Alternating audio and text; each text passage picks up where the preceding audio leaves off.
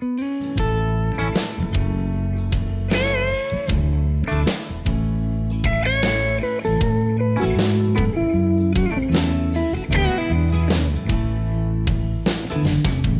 these Biloxi blues, it happens every night.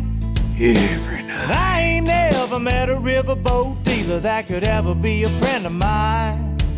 Nope. The summer heat never treats me kind, it leaves trouble on my mind. So I'm bidding farewell, putting in my notice, and I'll see you at another time. See.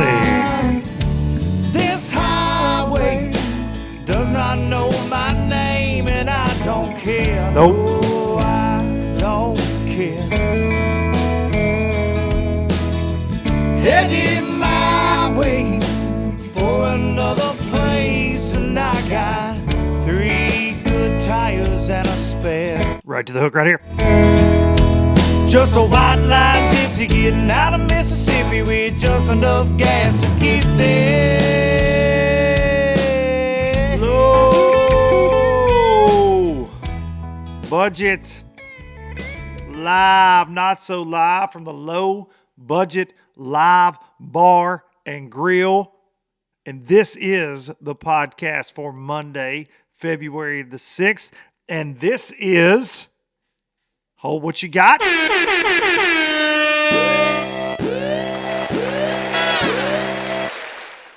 The 200th episode of this insanity right here. You bunch of low lifers. Appreciate each and every one of you for being here week in and week out.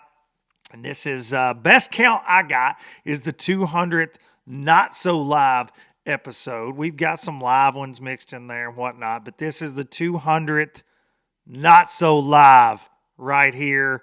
And man, it's hard to believe. And we got a good one this week to continue the pace we've been on with lots of fun guests so far in 2023. It's just hard to believe. I'm grateful. I tell y'all that every week, and I am. I mean that. I sincerely mean it.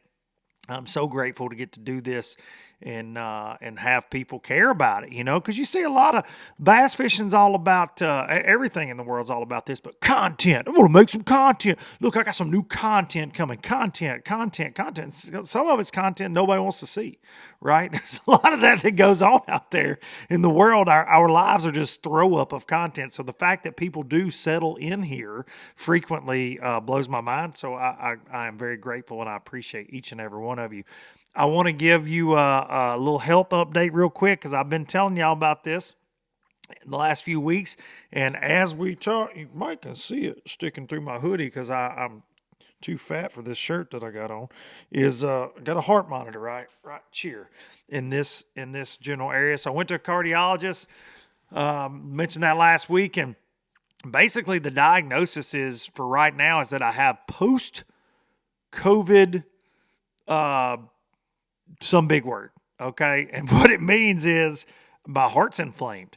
Some inflammation of the heart due to having COVID around Christmas. I don't know. I got to wear a heart monitor for 14 days. They do that instead of a stress test now, more so because it's real life experience, real world experience. And I got a little button. I have to push it every time the triple threat pisses me off. I just push it. Every time the kids do something, I just push the damn button because I want them to know that's why my heart is acting crazy.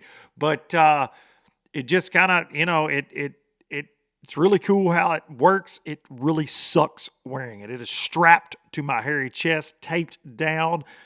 I don't look forward to pulling it off in 14 days. But then after that, I have to get an ultrasound done just to make sure there's no physical damage to the heart. But basically this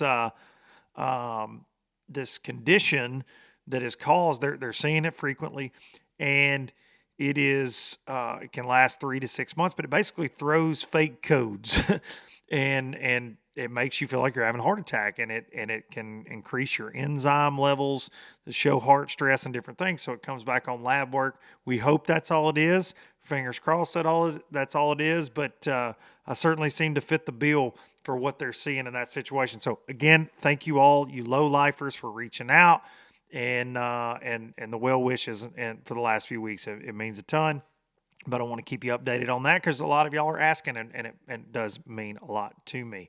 So Thank you from the bottom of my heart for everything. Again, this is an episode of gratitude for sure. 5 years of this going into our 6th year here, and it's just it's hard to imagine that 200 episodes down. It's a lot of fun, a lot of dang fun getting to do this week in, week out. Couldn't do it without the lowlifers, and I can't do it without the sponsors of the show as well. StarTron, kicking ethanol in the teeth. Nobody likes ethanol. Ethanol is like your brother-in-law, okay? Maybe some of y'all have a cool brother-in-law. I don't even have a brother-in-law. So it's probably, bad to try to tie that together. But just say I did have a brother-in-law and he was a piece of crap, right? That's ethanol. And you're like, damn, I don't know why I don't even have a sister. I don't know why my sister is married to this dude. That's kind of what ethanol is, right? But you can't pour StarTron on your brother-in-law, but you can pour it in your fuel tank to kick ethanol in the teeth, in your weed eater, in your chainsaw, but most importantly, in your bass boat. Get ethanol away from your outboard engine. Save yourself some pain and agony. Get you some StarTron. We appreciate the folks from StarTron bringing you LBL and putting up with my terrible ad reads. I like to freestyle every now and then, I like to kick it.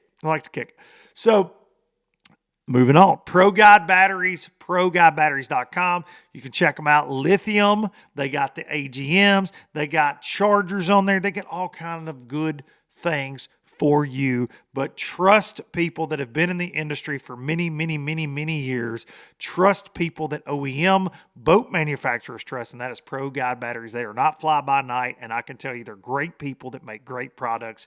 Check them out. You can use code LBL10 to get you some of those lithiums. Check them out. Let them know you're a low lifer. We appreciate the folks from Pro Guide Batteries. Baitworks.com, bait-works.com. Use code Duncan-10 to get it all. And let me tell you something. Over there at that East Tennessee Fishing Show, I know I talked about this last week, but they got it all. They got the best prices of anybody around, in my opinion. They got the quickest shipping. They'll get it to you. And now they got that LOB jig. It is in stock. It is in stock. And I had some questions this week about jig colors and different things. My favorites, and the pictures on the website do not do them justice, I will say, and they're gonna try to get some better pictures, so to speak, of the skirt colors, because there's a distinct difference in the natural colors, the greens and the watermelons that I have that I really like. There's subtle differences, but I want you to be able to pick them apart on the website there. But Hot Pocket, one of my favorite colors there. Spot Check, another great color. LBL 420. They got our logo, folks, you low lifers, on the package, LBL. But we're calling that one LBL 420. It's like a California 420 jig, which I haven't seen many of. Get on there, check them out, get you some. Tell them you a low lifer. I appreciate each and every one of y'all. Last but not least, hang the banner.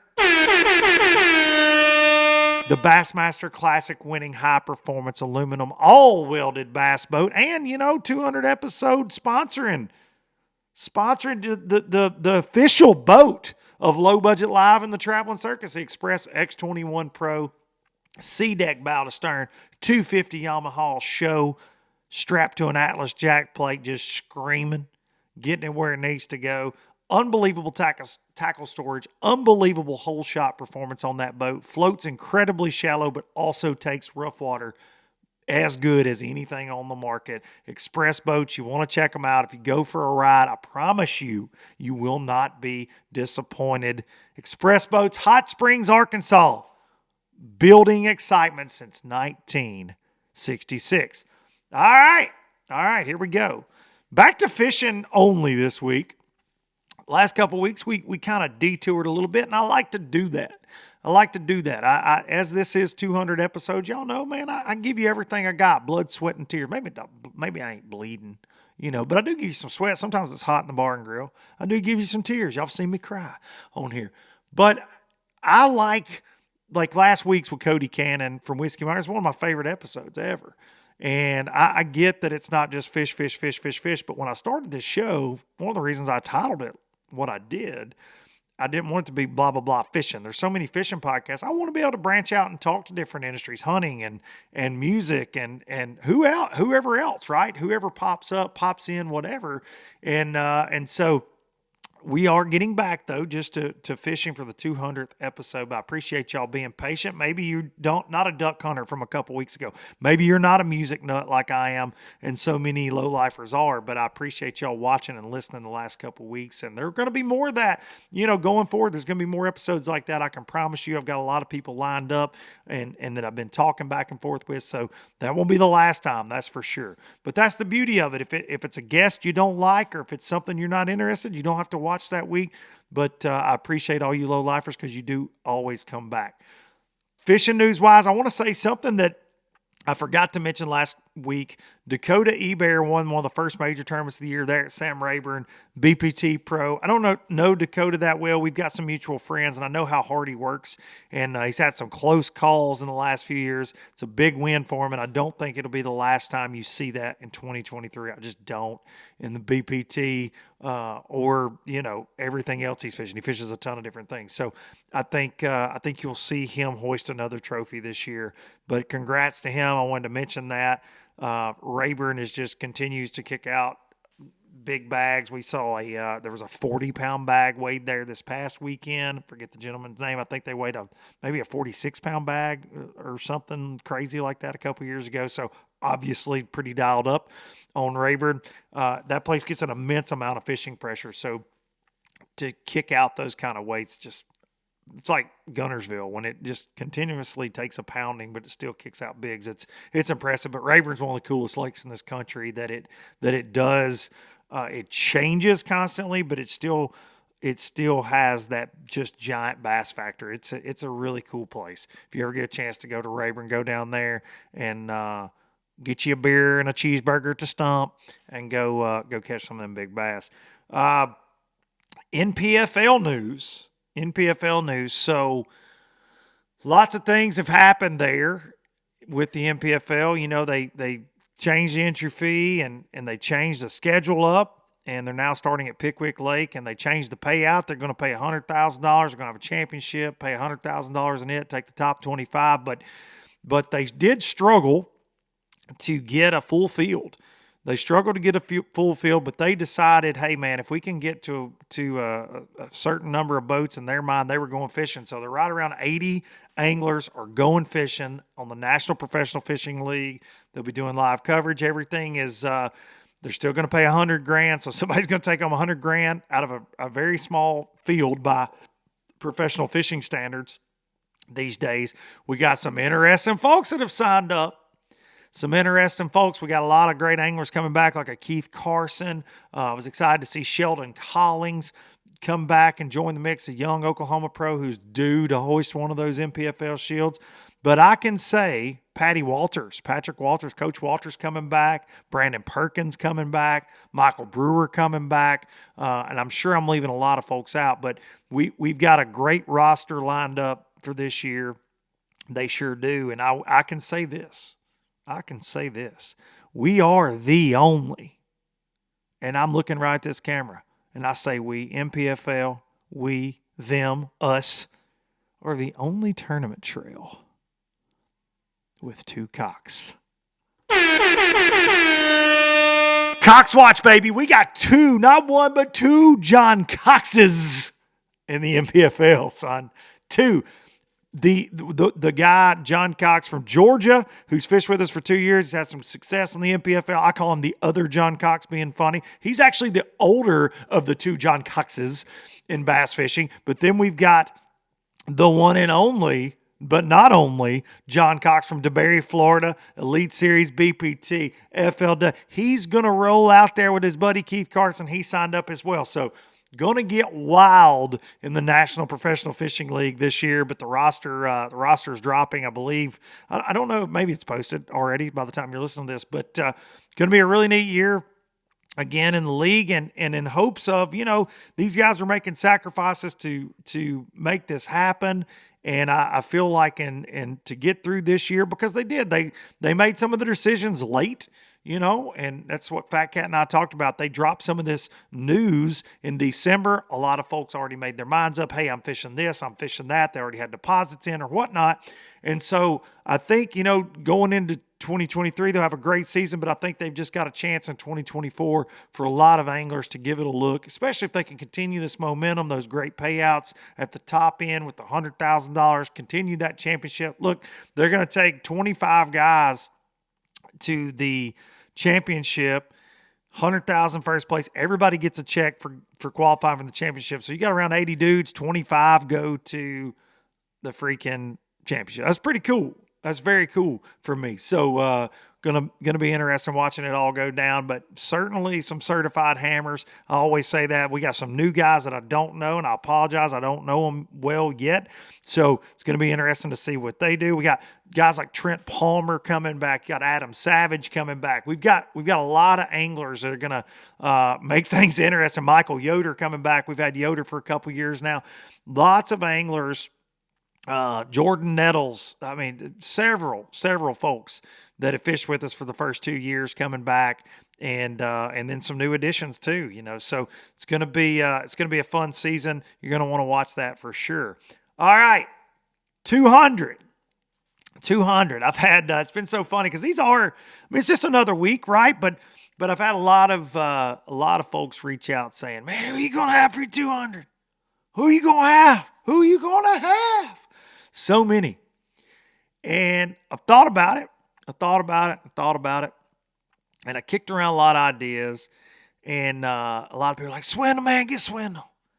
Man, get Fat Cat. Man, get Boyd Duckett. Man, get whoever. So there's been so many things. And this year, one of my resolutions, goals with the podcast is to have a lot of different folks on that I haven't had, repeated guests and just because I enjoy conversations and I enjoy getting to know people. And I think you've seen that, JT Kinney's a friend of mine, but it was cool having him on. Mark Zona's a friend of mine. I've had him on in the past, but not recently. So it was cool having him. Taco Ito. This kind of the list goes on and on for the first few weeks of the year here in season 6, however you even call it, whatever you want to call it. But heading into episode 200, I really racked my brain. And this guy right here is arguably, not even arguably, I'll say this and piss half of you off, the best bass fisherman in the world. Okay? He will go down as one of the best to ever pick up a rod and reel. Period. End of story. It don't matter which format. It don't matter which league. He catches them. He and I have... we've gone back and forth about doing episodes in the past. We've never been able to really make it work. And I am proud to say we finally got him on LBL. And I'm glad he took the time to do it. So, ladies and gentlemen, without further ado, episode 200. And the best guess I could think of for it. No more introduction needed than that. Ladies and gentlemen, low-lifers, friends and neighbors, Jacob Wheeler. Well, as promised, here he is, the man, back-to-back Angler of the Year winner on the Bass Pro Tour. Too many titles to name. Youngest ever Horsewood Cup champ, blah, blah, blah. Just all this stuff. It's just a laundry list, really, of accolades. Jacob Wheeler, thank you for joining us, buddy. And I appreciate you having me, Luke, man. It's always fun to connect, man. And you've been working hard, man. Congratulations on 200 episodes, right? 200. You're the 200th right here. This is it. 200, man. That's insane, man. So it's a lot of work. I know a lot of people watch and follow you, so it's a lot of some cool stuff, man. It's a long way, man. You come a long way. I really appreciate that, buddy. It's a long way from the co-angling days in the FLW, that's for sure. Hey, for sure. I know all about that. Yeah, watching you beat up on those boys back then. I had somebody one time who were asking me about your angling ability, and I never got to see it other than just on the water, but I never got to fish with you as a co. But I covered the first year I fished as a pro.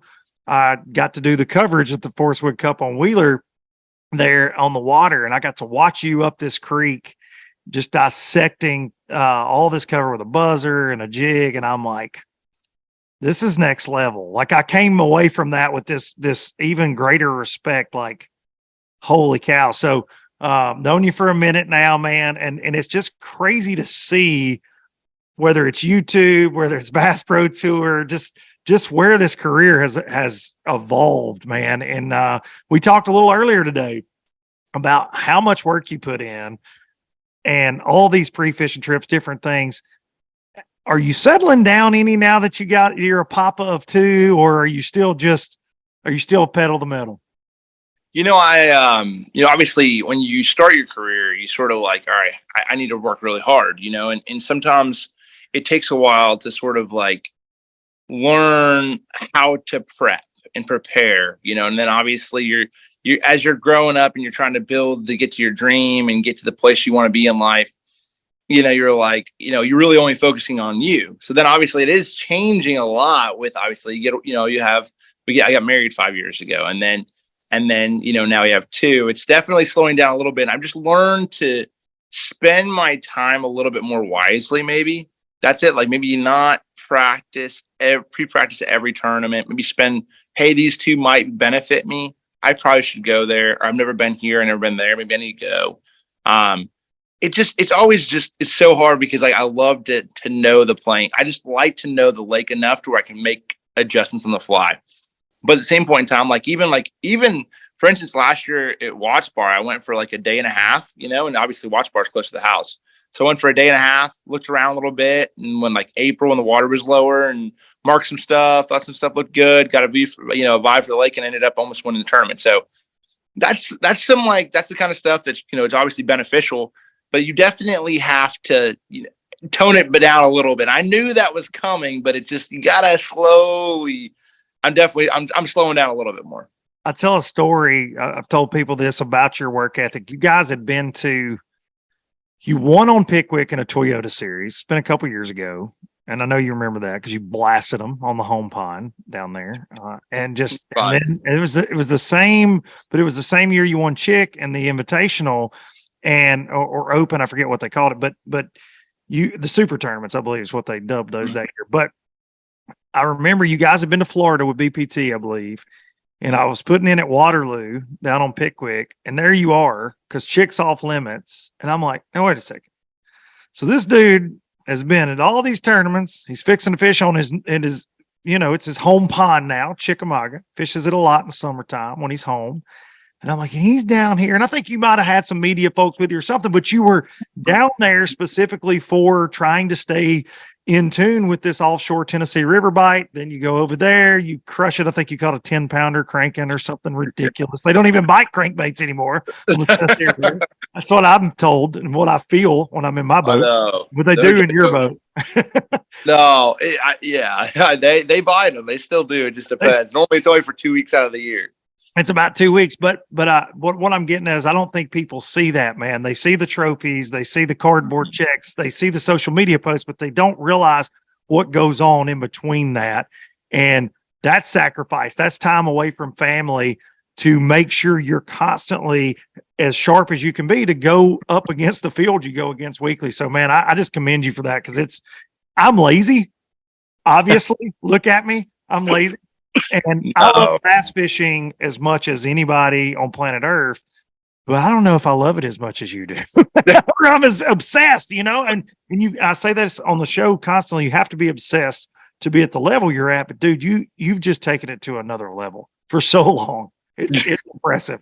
Obviously I really appreciate that. I mean, it's there's a lot of work that goes into it, but I think there's a lot of things you just get motivated by, and you hear the term, oh, I hate losing more than I love winning, but that's how I feel a lot, and it's like, if I don't put all 120% into those events, I feel like I'm cheating myself, and it feels like, hey, I'm not representing the companies that support me as well as I possibly can. I'm not, representing and taking care of my family as well as I possibly could, but maybe it's spending time with them as well. So it's just figuring out, that balance, but it definitely, there is, it's like, how it is. It's like, it's, for me, this is all I do. Obviously I fish professionally, and then I do the YouTube thing, and obviously I work on PD, a lot of stuff within products coming out and this and that. But at the end of the day, it's like, those are the things that it's competition just drives you, and when you're fishing against some great competition, you're forced to sort of pick it up and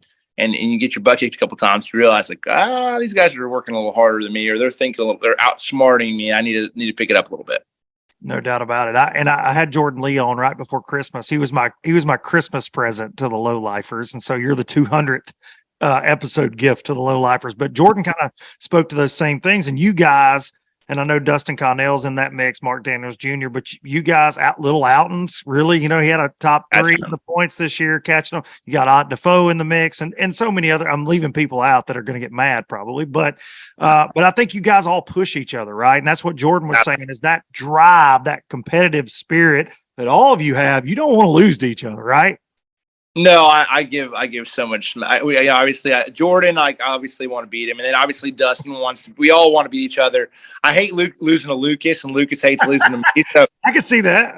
We have fun with it. We used to actually not have that much fun with it. We used to be like, I can't stand that. I'm not gonna. No, it was sort of like, and then we're like, dude, like, all right, all right, Lucas, you're a freaking pretty good fisherman, like. I like beating you, and he's like, yeah, I like beating you too. So like we'll be rubbing it in like a little bit to the point where it's saying fun. You didn't get along. You guys kind of butted heads a little bit at one time, or was it just? I think early on we did a little bit, but I think that was just a little bit of the being young, you mature, you get married, you have kids, you're like, all right, this is a little bit like, all right, let's shake on this, and like you're actually not that bad a dude. Hey, Lucas is a lot too. I'll say it right here. He's my buddy. He's a lot. I tell him that to his face. I love him like a brother. I enjoy his perspective on things. I do.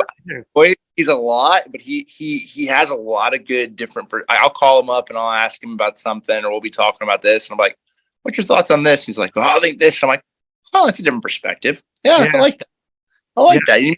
Makes you think a little bit differently. And I think that's what, it's always good. It's like when you have buddies that are a little bit, think a little bit outside the box, you're like, all right, yeah. But he's definitely he's tuned up. Lucas is also that friend though, that everything he's got is better than your stuff. It's the best. It's rods and reels, boats, trucks. I gotta give him a little bit of crap just because he is the guy. I will say this. Through all the crazy, whether I'm criticizing something or whatever it is, he is 1,000%. There may be people that hate me that'll never speak about. If they think I'm wrong, they just turn me off. They never want to hear from me again. Exile, right? Lucas is like picking up that phone, calling, texting. Hey, you're wrong or you're right. I love that. Like I've loved that. And he's like, hey, you got this wrong. Okay. Explain to me why. And then I've never had a problem going, hey man, I was corrected on this because I found out this wasn't correct. And that's good. That's what everybody's got an opinion, right? But it doesn't mean they're correct. It doesn't mean it's necessarily the dead on fact. And I love that, being able to go back and forth. So I got to give Justin a little crap every now and then. No, that's one thing I respect him more than anything is like if he has something that's like, hey man, this is he'll call you out.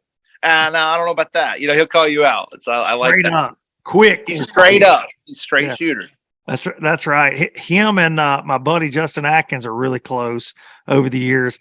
And I don't know how they get in the same room sometimes because they're both right about everything.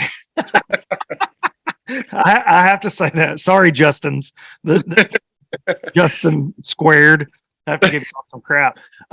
So with Connell, I want to ask you this because you guys are tied at the hip, I feel like, and have been for a long time. Mm-hmm. Do you enjoy beating him, or is it like, I know you're proud to see your bro win back-to-back tournaments, but I also feel like you're so competitive, you'd like to beat him also. But is that, I know you're proud, but do you smile pretty big when you do get one over on him? Oh, absolutely. And I think that, I've always had respect for Dustin's a really very, very good fisherman. He's insane. He's really, really got to where he's got confidence in his own ability. He makes good decisions. He understands how to adjust on the fly. And he's really coming to his own the last 2-3 years.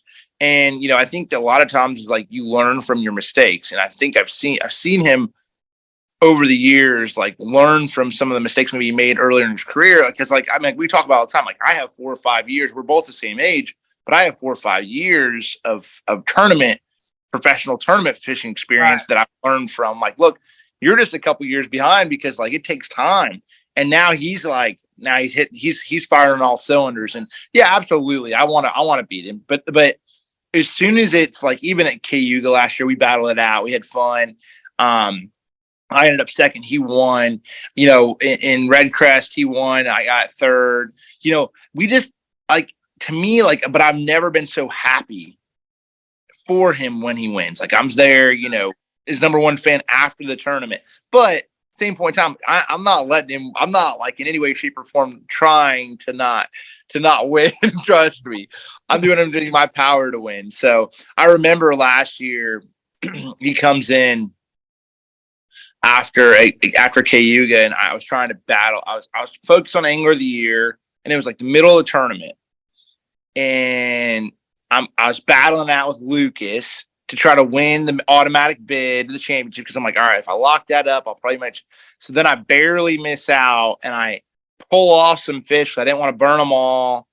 And I'm like, all right, I'm going to back off because I don't want to, like, I don't know what else he has left in the tank. And like my battery died or something like that.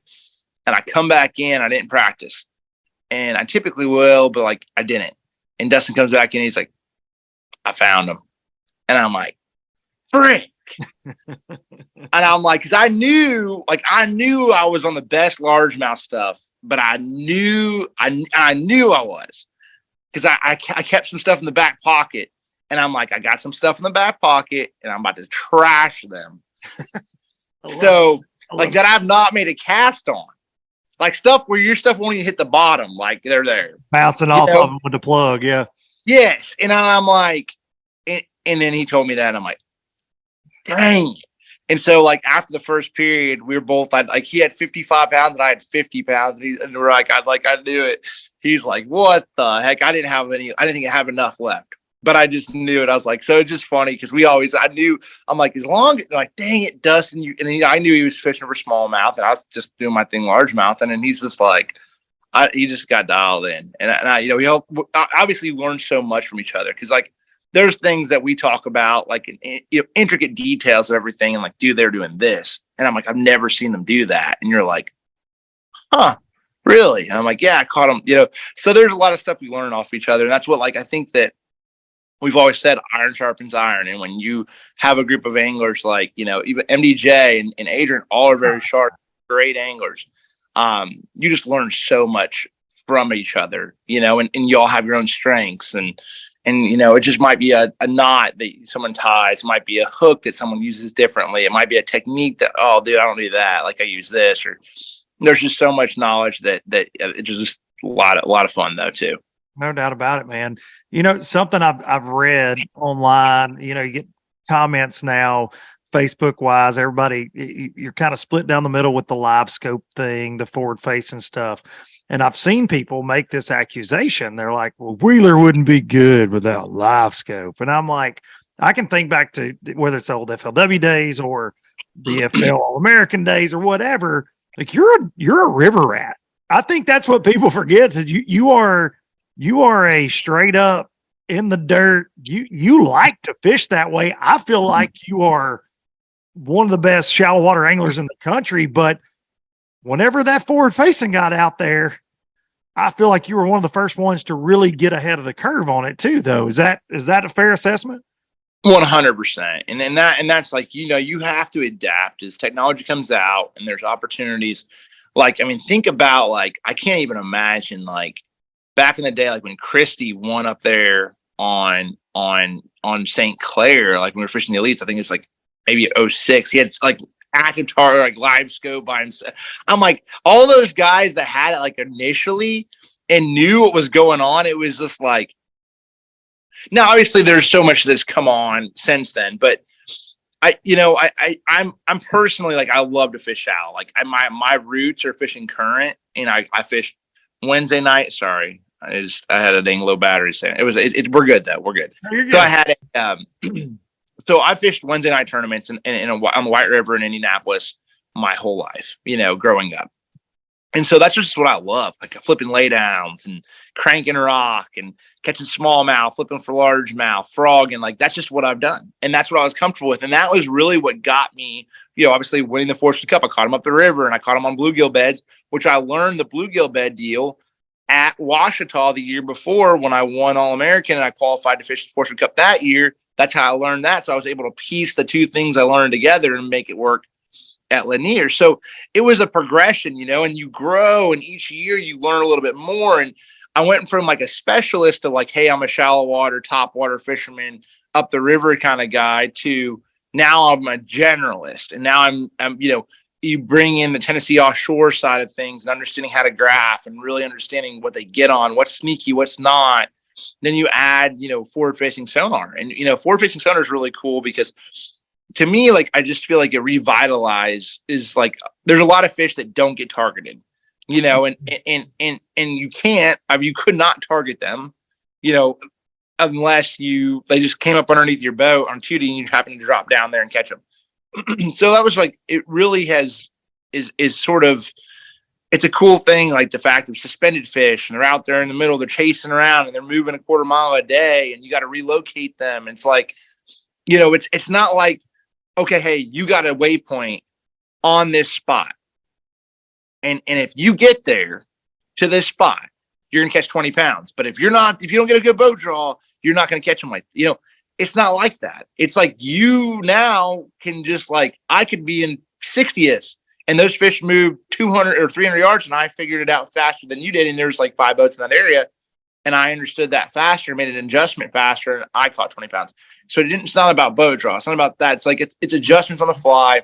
Now, of course, it doesn't always play. It's definitely opened my eyes up a little bit more, understanding like what, like some like about fishing and what fish do. Like they swim way more than you think they do. So much more. Yeah. You just don't. You're like, what? Yeah. Like even on like Tennessee River stuff, like they're out there for a second, they're swimming around, they're here, they're there, they're moving around, they're broke up. It's just like, it's a completely different deal. And you just thought, like we thought in our mind, like at least I always have thought, like, okay, well, they're sitting over there on a stump somewhere, they're doing this or doing that. The magazine stuff, right? That we're taught as kids. You think, oh, it's a stump. That's where he sits. He's a big lazy bass, but they're not that way at all on forward facing at all. No, and so it's cool to see that though. It's also really cool. But it's also really cool to see how well they can hide as well. Like you could go and you could pan out there, and they could be like 6 of them on a play. I especially in the winter, they just sit their belly on the bottom. It's so interesting to me. You cast a swim bait out there and you start whining, and all of a sudden you see like 10 of them come up off the bottom. You're like, dude, where they come from? Like, and they're just sitting. So there's things like, you're not seeing them all. I enjoy it. Obviously, like 2 years ago when I won 3 tournaments, I won 1 sight fishing with the cone. I won with a big orange cone. I won 1 skipping boat docks with a chatterbait with a vibrating jig on a shad spawn in a top water, and then I won 1 on active target. So I mean, there's obviously like you cannot have your whole game revolve around that in the sport and expect to consistently be towards the top. You're going to have your tournaments, absolutely, but you can't. I try to tell the kids out there that are, they're like, oh man, I gotta be better at that target. I gotta do this. You do have to be efficient at it, but you need to also know when to turn that sucker off and head to the bank. Well, I think it goes hand in hand with like a sight fishing derby, right? Where you can get burned just as quick as you can win the thing, blow it out. Like you have to have a backup plan sometimes. And I think that's where the hatred for forward facing sonar drives me crazy. It's like, well, that's all these tournaments are. And just like an NPFL, I get to commentate, I get to watch hours and hours and hours. And yeah, we may have a guy win one with forward facing, but there'll be a lot of people that are very consistent throughout the week that aren't using it at all. Absolutely. Or you'll have a guy that's, a Patrick Walters we saw a couple times last year, like on Lake Hartwell. We had him penciled in for the win just because he was so dialed with forward facing. He knows the lake well. He's won there before, and he ends up getting beat by folks sight fishing. A big wave moves up. guy lands right on the goods and beats him on the final day, and it doesn't take every title in the sport like it's put out there by folks that aren't fans of it necessarily. Change is hard, anybody that deals with anything, right. Change is sometimes it's the end of the world. And there's no doubt like side scan and down scan has changed the sport. There's no doubt that CMAP and Lake Master changed the sport and better map came out there. We just haven't seen it so apparent with looking down there at the graph. I do think there's that the leagues will have to figure out at some point in time how to have a live feed of your active target or live scope or whatever, connected to your feed, like on your video feed. Because think about it, like everybody, there's a lot of people that will watch someone play video games on YouTube. 1,000,000%. But you're actually like hunting them. You know what I'm saying? You're making a bad cast. It would be it make me feel bad. Like you make a bad cast and somebody's like, oh, I could have hit that one easy. You messed that up so bad. In the comments. It'd be so much more entertaining, to see what we're visually seeing and why. I'd hate to give up all, there's so much knowledge that you're like, that's early, but it also would be I think it would be obviously informative, but I think it would be entertaining because to see like, oh, he went down to the bait. Oh, he's going to bite it. He's going to bite it. Nope. Oh, he's falling. Nope. He's falling. No. And just, you know what I'm saying? Like, yeah. So that's just the reality of it, and it's getting tougher and tougher. So I think that has to happen. I also think that I think we are sending a little bit of a wrong message to the youth out there a little bit with so many graphs on our boats. I would agree with that. I listen. I was part of the reason started the whole thing with obviously so many dang graphs and so that I had 3 different graphs on the front and 2 in the back. I mean, I would not mind to see MLF and Bass and NPFL have a limit of like, we'll say it's like 412s or 48 inches of graphs on your boat, period. Like, yeah, we've been throwing 412s for 10 years or 8 years. Like, limit it to that. Like, you want to do a 16 in the back and 3 up front, whatever, you can do that. But you could only do it like, you got to because like there's 17 graphs on your boat. I got 70 trains. It just, oh, I know. I mean, I don't mind it, like, but I also don't want it to become a deal where it's not attainable. Like it appears unattainable to the anglers out there either. You know what I'm saying? I don't want that for the sport either. I'm with that. Can you imagine? I just had a random ADD thought pop into my head. But when you're saying the maximum length of grass, can you imagine back in the day, Bill Taylor out there with a measuring tape? Oh, Jacob, you're 2 inches over, but we're going to have to sideline you today. I'm sorry. You're going to have to slide up there and get one from Cheryl. Get that HDS 9 going, buddy. You're going to have to get that 7. You can't go. That image of him just. Oh, I know. Stanley didn't Stanley, I think there was a team Stanley for a while when what was the Walmart? He had a Stanley tape measure out there. Jeez. Bill, Billy boy. I was talking to somebody about Bill earlier today. He's the GOAT. He's the GOAT, Bill Taylor. Bill's hilarious, man. There's so many times I just laugh. Bill, he's a genuine dude, but he's freaking hilarious. He is that. I got to do an LBO with Billy at some point. You really do. I want to. He likes to give me a hard time in life, so I think it would be a good time. That would be a really cool one. I'd have to watch that one myself. Yeah, it would. It'd be a lot of fun, man. So we got to talk. You're talking about the changes in the sport, and this is hot on my list. I've been getting. Everybody knows I work in the marine industry. I sell boat parts. I do a lot of things, and obviously, in typical you fashion, I feel like you shake things up a lot.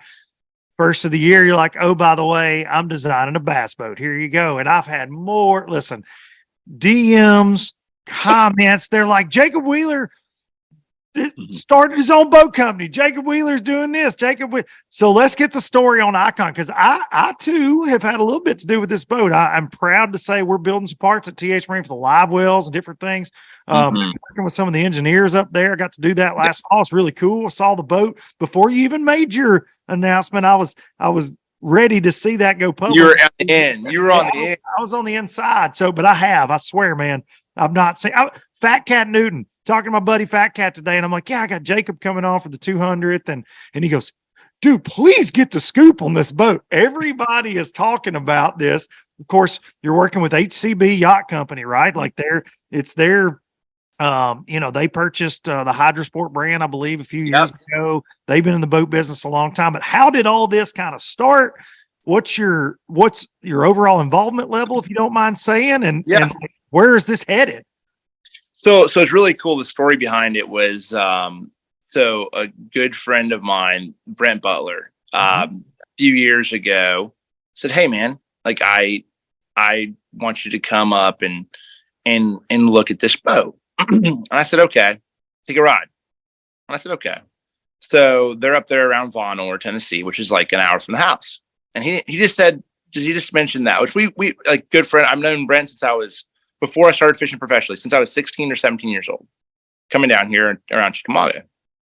And so I'm like, I come up there and I jump in this mule boat. Like it's just a mule boat at this point in time. And I run it because I'm like, and I was like, this is the boat? And he's like, yeah. So we get out there and we run this boat. And I'm like, dang, that's pretty cool. Like that's a good running boat, man. The turn's unbelievable. It doesn't, blow out. It's like it's up on pads super fast. I'm like, okay. He's like, well, I just wanted to see what your thoughts were on it. Like just something I'm working on. And I'm like, I didn't know nothing. Like, and I'm like, okay.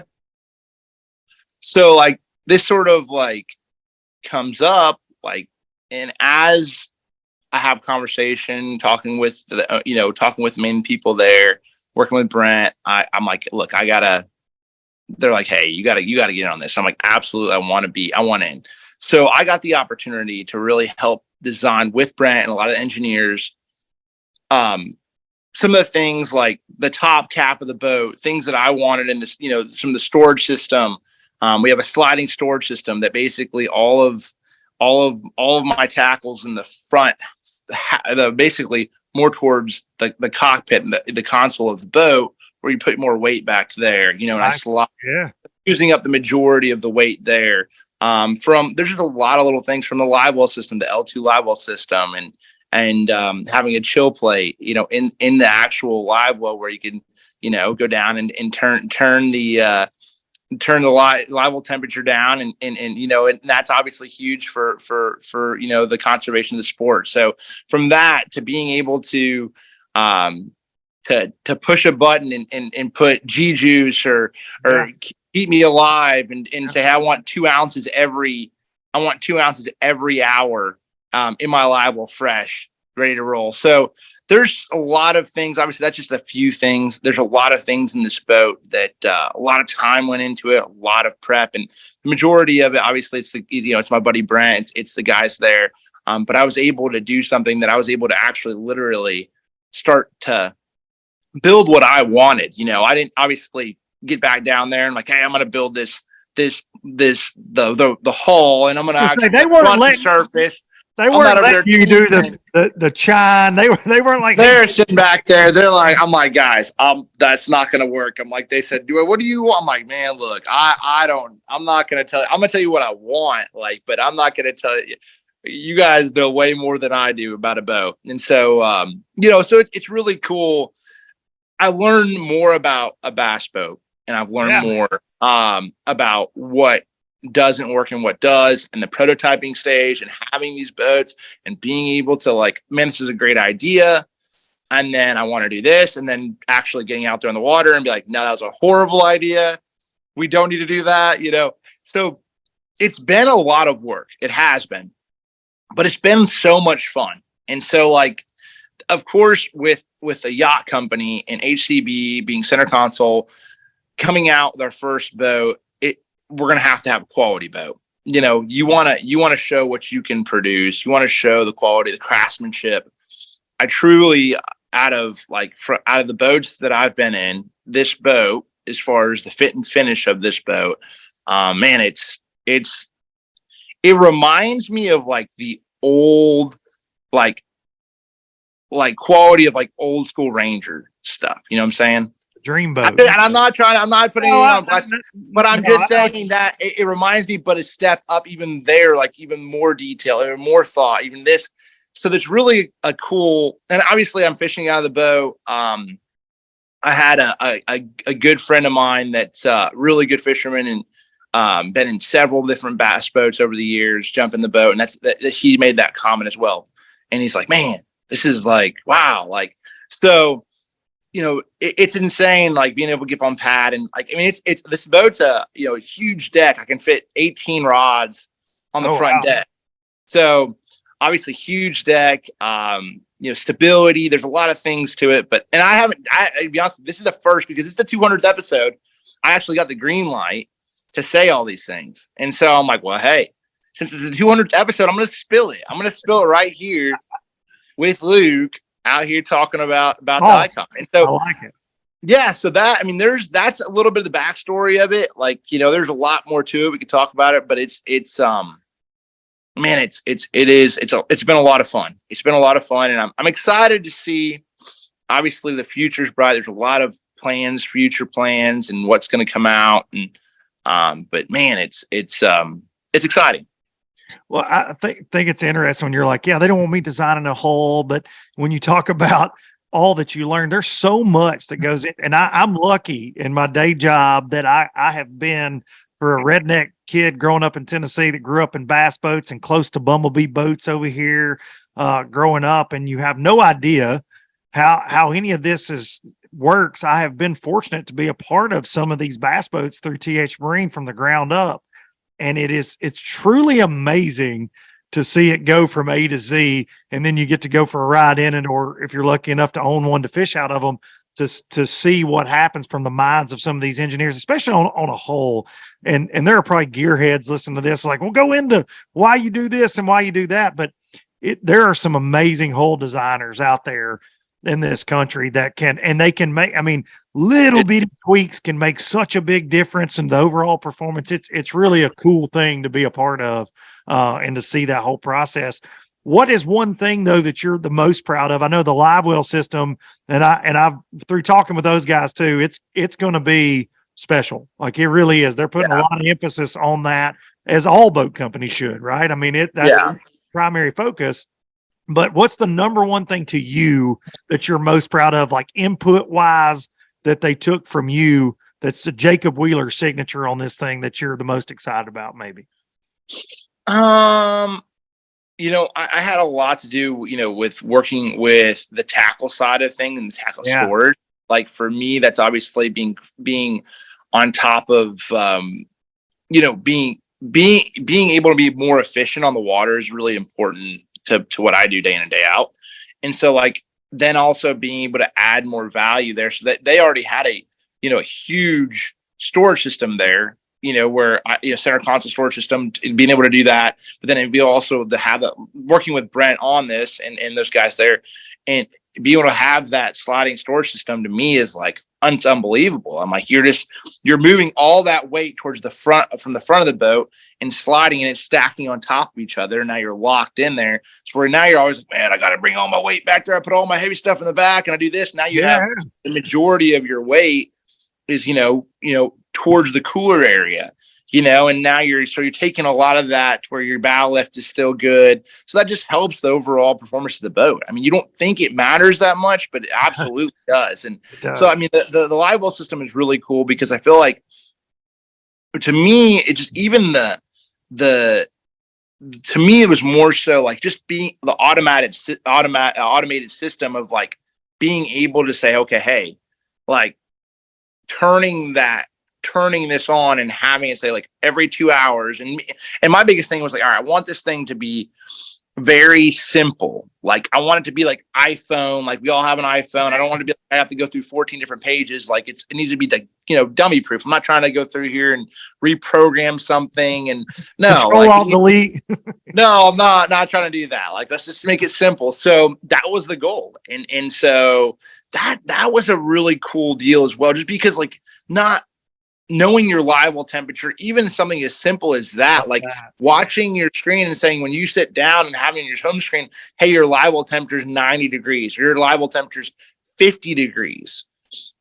or 70, and keeping a monitor on that is huge. I'm like, why did we not have that already? I mean, like, you look down there and it's a hot summer day and your live well temperature is 100 degrees. You're going to be like, dude, all right. Or 90 degrees. You're like, all right, I better have something. I better be putting some ice in there or whatever. You're going to be paying attention a little bit more. And so I think that's something that's always, even some stuff like that was simple but it was so great that like how could we not think of like that beforehand? And so like a lot of the, even like even inside the live well itself, okay, inside the live well, from taking every sharp edge, okay, of anything inside the live well that has a sharp edge. I'm like, because like obviously I'm fishing catchway release tournaments most of the time on that BPT. I'm fishing some invitationals this year, but the live wells are what every weekend angler fishes. They put them in the live well. That's how it is. I fished 3 fish tournaments on Chickamauga.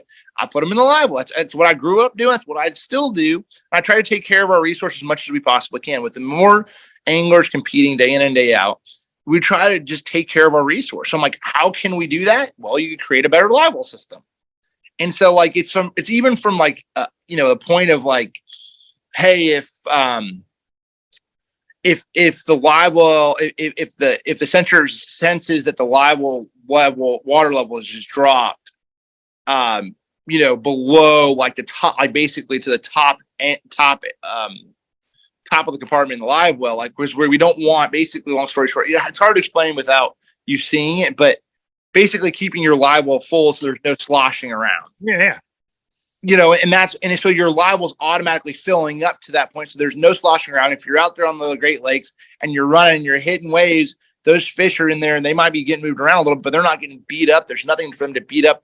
Like even the top end of your lid is literally padded where you have it, where if they hit it, they don't get hurt. I mean, there's just a lot of that stuff. So it's like, that's cool. There's a lot of cool things. And I'm learning, like, obviously more and more as I get a fish in the boat. Like I'm like, man, like getting up on pad in like 2 seconds is like, it's a 21-foot boat that I'm in, and I'm like, it's like 21, plus, and I'll get up on pad and it's like, choop, like gone, like, whether I'm Okeechobee or I'm on like somewhere in backwater, like that's a huge deal to me as well. Like, I mean, it's the small things to me that make a big difference. And but yeah, so I don't want to go on, but that's basically that's awesome, man. I know that. Well, you can go on all night about it, I'm sure, because you're so excited. But and people would probably enjoy every second, because dude, I'm telling you, it's been the news of, I feel like, our industry, especially from a fan's point of view. Golly, I'm telling you, I'm like, look, I'm gonna have to get Jacob on just to talk about this damn boat, because I don't have all the details. I've got a few details, but I don't know even what I'm allowed to say in my TH framework. I'm gonna let Jacob do it. So the launch will be at the Classic though, and they're in Knoxville, Tennessee boat brand.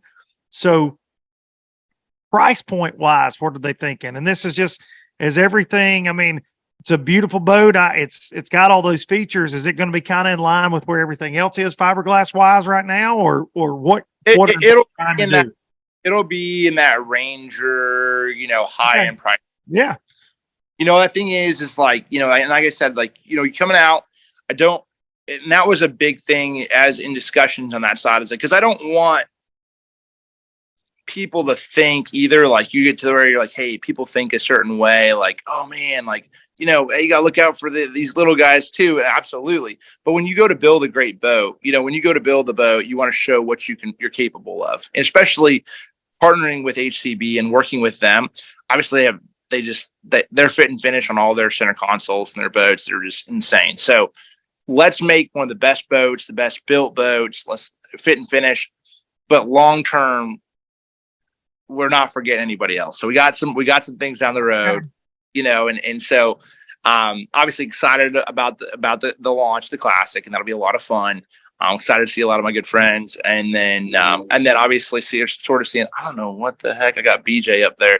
I got my buddy BJ. Sorry, he's up there. The vacuum, you might hear that in the background. I thought that was a dirt bike. He's up there vacuuming. I don't know what's going on. I thought there was a tri-hawk in your house with a dirt bike. I didn't know what happened. Might have been happening. I don't know. I was so confused for a second. There's no telling. Hey, it's LBL. You never know. You hold on.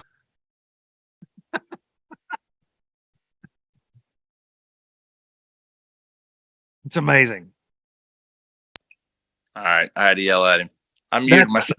That wasn't Paul George like dunking on something in your house, was it? That was not. That was my good buddy Brian Johnson. So Brian and I have known each other since I was like 14. He's been my biggest mentor, and he was up there washing my dishes just a minute ago. I'm like, dude, stop washing my dishes, man. I feel like you always got a squad, dude. I feel like you roll deep. Wheeler rolls deep. Like, I feel like you never know what you might be rolling up with, man. Like, I see you this summer, you're over there, and what was it? You and Alicia were in Greece. You're at an NBA star's wedding. No big deal. It's just the bass fishing guy over here in the middle of this. And you never know where you guys might be. Then you're down in the Caribbean or wherever. You guys were in Costa Rica, right? You and MDJ. I think that's where you guys were at in Adrian. Yeah. Yeah. We always you gotta enjoy life. I think you learn, doubt, man. No doubt. You gotta treat the wives when you can. You better. You learn when you're gone so long. Like, yeah, you better step away and turn the phone off every once in a while. So I'm gonna give people a trivia fact right here. I'm gonna give people, low lifers, listen to this. Jacob Wheeler and I, we have a lot in common. We love bass fishing, but the number one thing we have in common, this is something he and I are both good at. And I'm not as good at fishing as Jacob, obviously. That's why I have this podcast. And that's why he has all the trophies. we both have a son named Hudson. You got a Hudson. Yeah, I've got a Hudson. I noticed. Nope. I don't think I realized that until tonight. I was looking at some stuff and I was like, holy crap, I didn't realize that.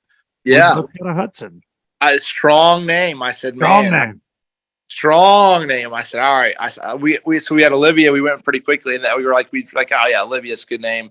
And then Hudson. So Alicia was going back and forth. I'm like, no, we got to go with Hudson. I love that name. So it's just like, yeah. So he's a little lazy sucker right now. He doesn't want to walk. He's like 15. He's 15 months.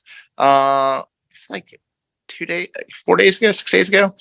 Anyway, so he's like, we took him to the doctor, and he's like, can you walk? He can walk? No, he's not walking yet. And he's like, and then he gets up and he's like, he's just scared to walk or something. I'm like, he just wants his mom to pick him up all the time. I'm like, Leash, you got to stop picking him up.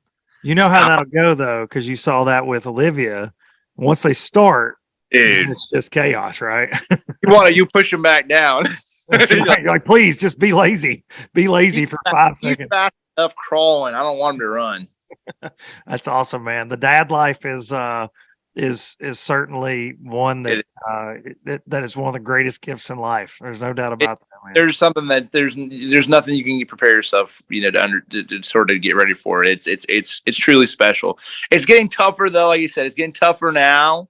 When you get now Olivia's 4 and dad's like gone. It's like, Dad, why are you gone? You need to come home now. She's a little bit. I'm like, all right, I miss you. I'm like, oh man. So that's rough. It is. And it just started this year was really when it started hard. And I'm like, gosh, so that's, that pulls on you a lot. So you want to get home when you can. So any thoughts of having them travel with you at any point? I know we see a lot of bass fishing families do that, or is that, I personally, it's not that many as far as the tournament. It's not that many weeks on the road, but you do a lot more than that with promotional work and different things. But you do see these families on the road. But I also appreciate when a wife and family stay at home too, right? Like 2 separate lives. They don't, because you see some of these and they just uproot their lives to kind of go on the road to the bass fishing circus, as I call it, and it's just that can be just as hard as a wife and kids being at home, right? But any plans for that with you guys to kind of family on the road? Alicia will come to a few of them every year. Like she, obviously it's easier when you're talking about, a 15-month-old and a 4-year-old. It's a lot easier to deal with them when you have everything at the house, and sure. So I understand where that goes. And then obviously when you're competing, but it's awesome to get them, have them blast off. And typically about half the tournaments they'll come to. And so that's always great. Now, so that's a good range, when I'm like fishing, when I'm fishing, a championship round, typically they're at least half of them, they're 3/4 of them, they'll be there. So that's always like, it's always good to have that support there. But I also understand, like, look, when when you take the kids out of the routine, it makes it's a lot tougher than the sleeping arrangements when you have four. We have all our dudes, camera guys in the house, like our wives show up, and you add that all, then you add kids to it. It's crazy. So then no one gets any sleep. Oh yeah, that can definitely throw a wrench into things. It definitely does. And then I have a day off, but then Mark and DC are fishing the next day, and they're up and it's just it's funny. Or it's just yeah. It can be a lot. I know I've traveled with some families on the road at tournaments because us as anglers too, you get in your routine of what you do too when you're out there by yourself for so many years. When you throw a family in there, it can be it just changes the dynamic of what you can do, and you're hanging with your guys. It changes things. I get it completely. I understand it. But y'all are sort of getting there. Adrian has a little one as well, yeah. And so everybody's sort of we all know that we're all dads hanging out. Just the dad crew now. Just old men winning trophies. Yeah, that dad crew. He's like, man, I'm gonna wait a little bit. DC's waiting. He's holding back. I don't know. We'll see. He might be. We'll see. We'll find out. That boy's not home. He's not home when he's home enough to make a damn baby. That boy's he's always out on Mitchell or dang Jordan. I was like, stop, leave them bass alone, big dog. Listen, he's got them named on that Coosa River. He always has them. Trust me, he calls me up all the time. Man, they're biting. And listen, every time he calls me up to go down there to go fishing with him, he literally catches 87. He catches them all the day before. Then he invites me to come down, and we get there and we catch 6 of them.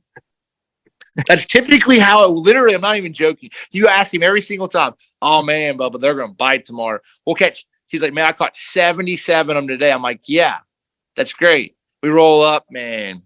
These ones ain't biting anymore. I'm like, yeah, you caught them all. They know the serial number on your hole, DC, at this point.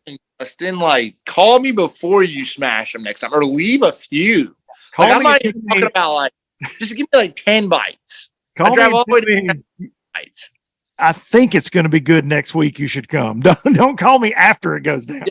Trust me, I just gotta go on a whim. I'm like, hey man, I'm coming down. You're gonna take me fishing. That's probably the best chance. See, MBJ gets to go on a few of those real good trips as he's right there, and he's like, man, we caught 20 pounds of spots today. I'm like, that river is special, man. I got to fish an ABT 100 down there last year on Jordan. I've never been on it, and such a cool fishery. I get the obsession because it's small. You got current, then you got the lower end. You can do just different things: fish docks, fish water, willow grass. Dude, it's a cool fishery. So I understand that.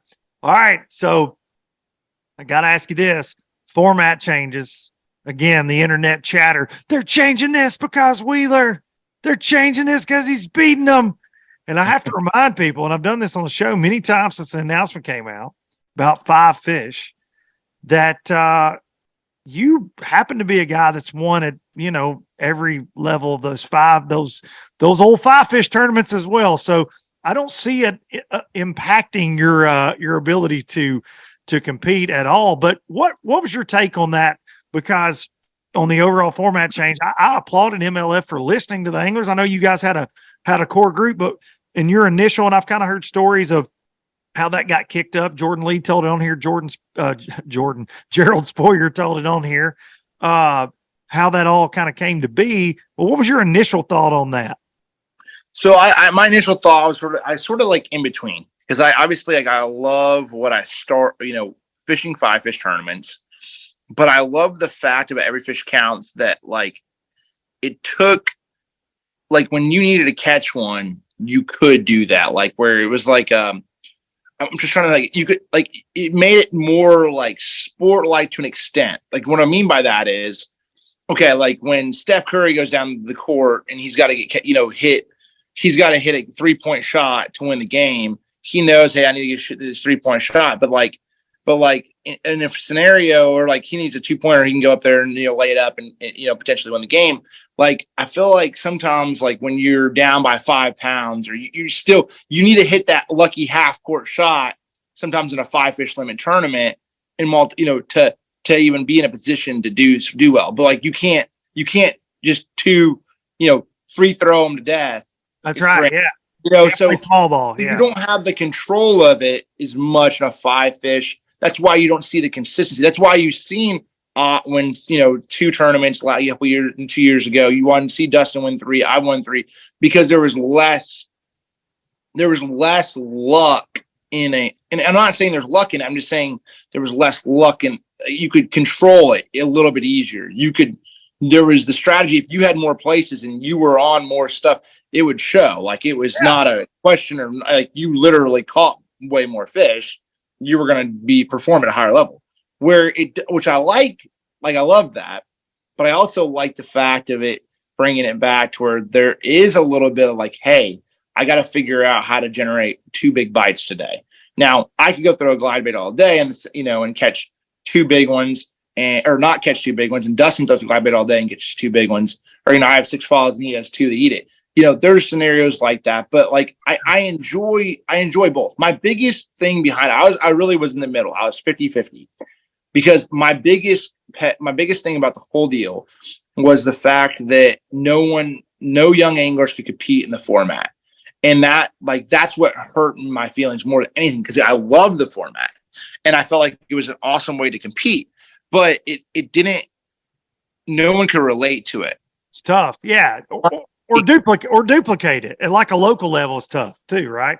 That was the reason that, like, if I'm 50-50, I pushed that way to change it, because until, like, I still think the format's phenomenal. I still think if you fish in that format, you're like, whoa, but it can't, in club tournaments and weeknighters and stuff like that, you couldn't do that to this point of like catching every single fish. Every fish counts. You have to weigh them and then the boat, and you really release them. Like the technology just wasn't there, and it wasn't going to be out in the next year or two. And it was supposed to be, but so like long story short, it came to the point where I'm like, hey, look, like when we set out to do this, and we sort of, have sort of jumped on this, and there was a lot of changes, and they went from a 1 pound minimum to a 2 pound minimum.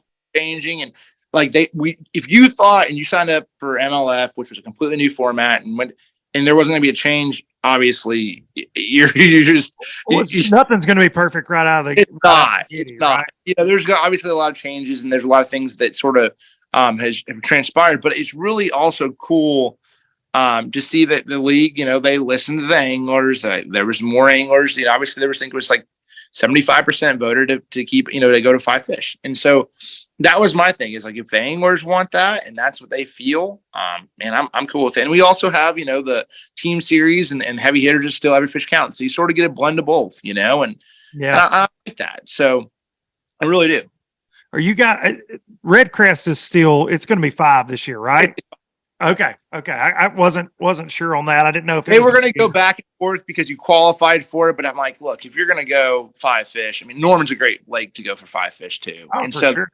So because there's so many, if you do a 2 pound, that's the thing that was weird about it, is like you do a 2 pound minimum or a 1.5 pound minimum. It's like 1.5 pounds might be too small, but a 2 pound minimum is like too much. Tough. That'd be tough. 3 bass to make the cut. You know what I'm saying? So you don't want it to be a big bass tournament, and you don't want it to be a dang, it's a tough deal. But like a scenario like Norman, like you could do a 1.5 pound minimum and a 5 fish, and it doesn't even matter. Or you go to Florida and you do a 1 pound minimum because it's 12-inch size limit. It doesn't matter because it's not going to affect the overall. Yeah. It's just not going to affect the winner. You saying that just made something jump out at me. Are you guys doing a pound minimum on the lakes, or is it going to be it'll be limit? Close to the keeper size is what the goal will be. Okay. So it'll be closer to a keeper. So like that will be the goal, is to keep it as close to a keeper as possible. But there'll still be a weight minimum. That's okay. It'll still be weight, because that way it's not, you can't, a minimum. Well, size minimum would be tough with, there's multiple different officials, and I get it. Thought of it like, I see in touch, scenario. Interesting. Okay, I think it's pretty cool too. And you guys aren't keeping them, right? So it's actually you're playing a game. You're turning them loose. You're not actually Game and Fish can't come by and give you a ticket for having a short one. So whatever is closest to that length limit. I didn't realize that. I don't guess that's not something I'd even thought about. That's because some places Some places in that 5 fish format, like, hey, it's guys, we're going to a 2-pound minimum. You're gonna be like, uh-oh. Gee, They're all like you're saying, Norman. Yeah, dude. That's I mean, there's a lot. I mean, there's a lot of fish in there, but like, I mean, there's exactly. So yeah, that's interesting. Do you think with this format, and I keep saying format, it's not groundbreaking, right? We're 5 fish. That's the world. That's been the world for 20 years. But with the ability of the score tracker, and you guys can see what everybody else has got, and it's in real time. I think that is going to be very cool for BP. That is so cool. It's going to change everything. That is like, there's so many tournaments that I've went out and I've competed, and I'm like, I need to catch 25 pounds a day to win.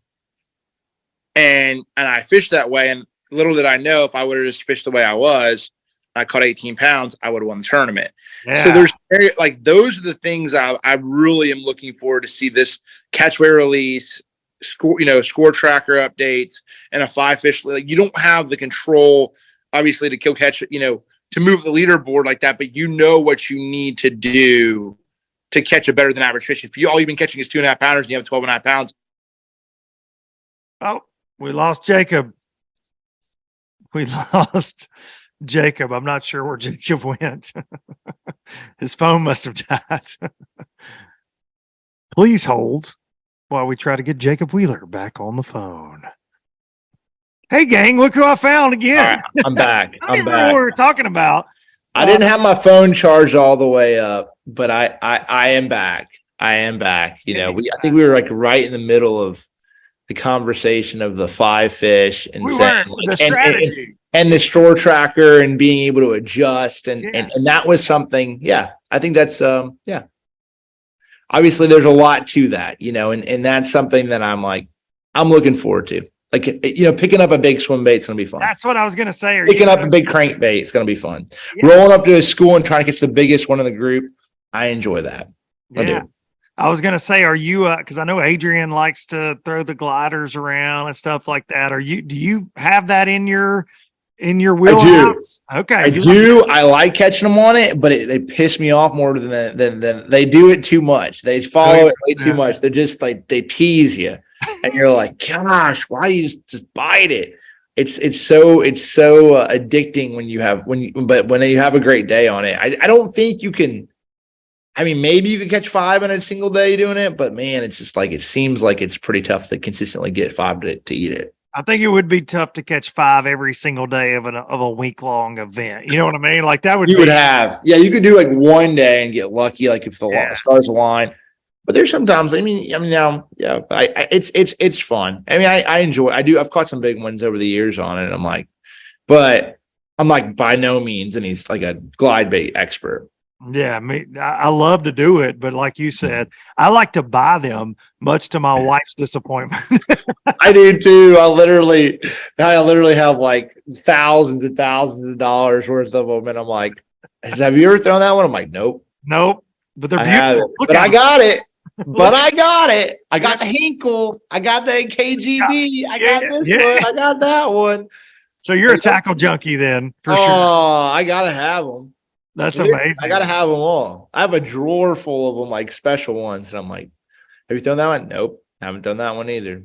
And that Arashi glide's about as good as it gets. They are freaking less than $40, man. I've caught every single big one I've ever caught on a Arashi glide. I have all these other ones. I have Roman maids. I have Hinkles. And I'm like, I catch them on an Arashi. And I'm like, let me go on this sucker around. Donk. Yeah. 7-pounder. I'm like, how do I even buy all this stuff? My wife and I were at the East Tennessee show. I was over there working last weekend. And before I left on Saturday evening, I was like, hey, Buka's here with the bull shad booth, and they got all these custom painted bull shads and things. And I gotta find them. And I walked around there sniffing it out, and I find them. And she's like, she's never with me at anything like this ever, so she doesn't know the damage I do most of the time. She doesn't know. No, she doesn't know. And so she's looking at the prices, and she's like, that's in your hand is $140. Just that is $140. And I'm like, yeah. And I'm just looking at all of them, and I'm like, I need one of these. And she's like, I think we gotta stop at the jewelry store on the way home. Yeah, you're like, babe, you aren't really supposed to see this. No, this is the world you're never supposed to see. See, I get away with it every once in a while because I'll be like, well, honey, like, you know that tournament I won 2 years ago? I caught 2 great big ones on this. Didn't happen. I need a couple more of these. See, you say, Alicia, go through that trophy room. I gotta have more of these. See, that's what happened with that one, and that one happened. You see this house? That's why. I need that. Yeah, I need 10 more of these. And I need 10 more. I saw that film. You didn't catch any of those smallmouth. The same on that thing. Like, I don't think so. Maybe you did though. Maybe you did something. So that's hilarious. So no, I love tackle. You can't. I mean, it's tools of the trade, right? That's a cliche saying, but it is. I mean, it's just in your world, in our world, we're all obsessed with it, but you have to be. You're paid to be obsessed with it. Yeah, I mean, it is fun. It's fun to tinker. It's fun to see why things do a certain thing or way or act a certain way, why a bait's so good or why it's not. Understand why. Like those are something that I never really took the time to care about before I got in the PD side. And then I'm like, why is that bait so good? And then you start to really dive into it and you're like, oh, so this does this. And I've learned a lot from Ott, just even talking on the crankbait side of things. Oh, yeah. You know, if you want a little bit more wiggle, or you want this, or you want that, or you want to cast better, so it's always like, I'm like, that's okay. I see. So that's been a lot of fun to deal with. This wasn't even on I'm winding it down here. I've got a couple more things, but this wasn't even on my radar. But then you're wearing this Rapala hat. We're talking about crankbaits. I'm a cranking junkie, even though you can't catch them on a crankbait on the Tennessee River, as we've talked about anymore. How good is that damn DT8? Can we just talk about that? The DT6, the DT8 was DT6 my favorite. DT10, a little bit bigger body size. It gets a lot of bites too. But that freaking 8. It's the same size as that 6, runs a little deeper. Like, how good is that plug, dude? Can we just talk about that for a second? Can we just nerd out on some crankbaits? People don't see, it's a little bit more subtle too. So it's like, it gets like it's really cool. So it's like basically like a wiggle wart, like depth wise, of like, and like on a cast, I was catching them on St. Clair one day up there when I first had it. And I was just cranking it, and I can get it like on a cast, I can get it to like 10, 11 on like a long cast. Like, like long cast. If you're cranking banks, you're going to get it like 8.5, 9. Yeah. But like long cast 11. So, but it's just like when they're in a foul mood and they're goofy, like that profile, there's just something about that profile of the 6, and then ultimately be able to use that same body in 8. And it's pretty special. Like people don't really talk about it a lot. It's subtle. So you don't feel a lot until you get locked up. You're gonna say you feel a lot. I feel a lot on it, but they never swallow that dang thing. Man. I think the biggest thing that people don't, and it's taken me a while to understand this is well, like the baits that catch the most fish day in and day out are the ones that are a little bit more subtle. You think of like a beaver, you think of like shad wraps, and subtle like movement is like the most natural action in the water. It's and so that triggers fish more day in and day out than an aggressive action.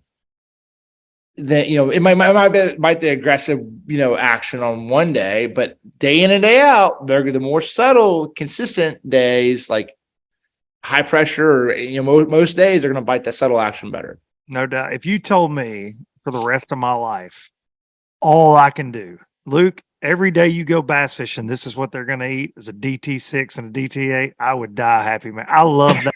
I've loved and look, when I was a kid, it was a Bandit, like a 200 series Bandit, and it's still good. Don't get me wrong. Still like my little, I got a whole bunch of them suckers. I do. Yeah, I like my 200, but when the DT6 came out, it was like, like a heavenly light shine. And I kept saying, man, if this got just a little deeper, and then we got the 8. And I remember talking to Swindle about it. I'm like, dude, can you get me some of those before the world gets them? Like I need a dose of that right before it came out. Have you tried Ott's new, was it the Rocco? I saw those at the show. I'm not messed with that. It's very, very good. It has a good amount of thump, which is perfect. It's not like too aggressive. Okay. So like I always rate it like as a buddy of mine, Norm Coulter, he makes some crankbaits, and he's really good at that as well. But he's always talked wiggle wobble. Okay. So he always like, oh, it's a 0 to a 5. I just go 0 to 10. So like, I would say like a Rocco is like a 6, like in a wiggle, but like a wiggle where it's a 10, like I would say a DTA is like a 2.5, like a 2, 3. I would say a shatter app's like a 1, and I would say like it's like all. So like I would say it's probably like a 6. Okay. It's not. It's like right in the middle, but it has a good thumb to it, and it runs about. I would say 4.5, but it doesn't get hung up. You know, it runs good through wood. It really does a good job. Okay. Yeah, I just saw it at the East Tennessee show. I knew it was coming out, but I had some folks asking me in the Baitworks booth about it, and I'm like, hey, I can't tell you about it. Tiny's a freaking fish catcher, though. Yeah, Tiny's a trouble. Tiny, you cannot not catch a fish on Tiny. Yeah. Like you have a hard time not catching one on that. That plugger runs about like right at 4. And if you're wanting to beat your buddy out of the back of the boat, yeah, I've seen that a couple times. I swear, I was out there fishing against Watson in that out of Pickwick in the MLF deal, and I wasn't catching any big ones out the back, but I was throwing Tiny behind it in the prop wash on mud, and they're just locking up on it. Like literally, there's mud coming behind the boat, and I'm just casting back there, and it's like, I'm catching them like I caught like 10 of them.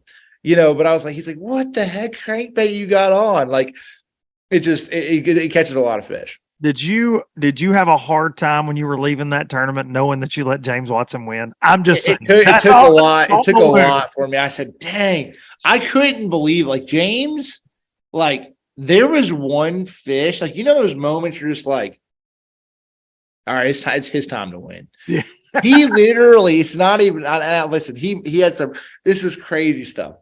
There was a pine tree that was in the water. I'm not talking 6 inches. I'm talking like 2.5, 3 inches of water. And he throws his vibrating jig up to this pine tree and catches a 3-pounder. And I said, boy, ain't no way. There ain't no way. There's no way. Freezing cold. I could not believe it. I was like, and then in the same, like he goes up this bank and he rolls in his pocket and he throws in there and he hooks a 3-pounder. He goes to both of it, comes off. He throws out there again, hooks another 3.5-pounder. He's reeling it in and he's like, I'm not going to both of it. So he goes down there and he tries to get it and he can't get it. And he breaks his rod. And it comes off and he throws a fit. He throws out there again and catches a 3-pounder. And I'm like, you cannot make, I'm like, just take me in. Congratulations, James. You freaking he smashed him though. He legitimately did. And I was just like, but I was in awe in the moment. I'm like, he sent me the clip. I couldn't believe it. I was just like, he sent me the clip when he's got poor Paulie Lice in the back of the boat and he loses a big one. And then he loses another one. He lost 2 and he's cussing and going crazy. And they had to bleep it all out on the show. I've got the unedited clip and I've started to play it on here 100 times. It's so fantastic. And he's going crazy. And then he catches just a giant, and I've fish Pickwick my entire life. I consider it my home lake. And he catches a giant smallmouth just in the middle of nowhere on a chatterbait. And he gets in the boat and he goes, just when I was fixing to kill myself. Like it's like one of my favorite clips in bass fishing history. He knocks off Jacob Wheeler. He just has this incredible week. And dude, awesome. And for him to get on that little pattern that he got on. Oh, he was on it. But dude, it was frigid that week when you guys were here. You guys had snow. It was like 18 degrees or something. I know on that flat stuff, it threw me for a loop a little bit too. I was like, so that threw me for a loop in that one too, because I ran up the lake and I thought I'd get him away from, because I thought he was fishing down the lake a little bit. So I ran up the lake and I'm like, I got him up the lake a little bit. He's not going to make an adjustment. Well, and he made a great adjustment. And he freaked out, oh, I'm going to stay up here and fish the way. I'm like, so I was trying, I thought I had him in like a little bit. He's going to run back down the lake. I'm going to hit that stuff later. And I'll be like, I'm like, gosh. And he freaking trashed him. Just fishing new water, which was great to. That right there, just running a pattern is what like bass fishing is all about. Springtime fishing. Hey, this stuff looks exactly like I was fishing before. Going with it and rolling with it and catching on that flash stuff. I'm like, dang it, James. Yeah, it was so fun. I'm like, I was proud of him. I really was. I shook his hand and said, man, good job. That you whipped my ass. You just beat me. Yeah, plain and simple, straight up. You did. All right. last thing, I'm going to put you on the spot. I think this is a good one. So you are BFL All-American champ. You are Forest Wood Cup champ. You've won Bass Fest. You've won an Elite Series. You've won multiple BPTs. You've won Angler of the Year BPT. Any part of you, Jacob Wheeler, you got to get a classic to close out this career at some point. What does that look like? I mean, and a red crest, obviously. No disrespect to the red crest. Like, I know, because you're going to get one of those. We're just assuming that's going to happen. Probably happen in Norman. Hell, I don't know. But I'm saying, like, to complete this career, storied career up to this point, it's going to just keep growing.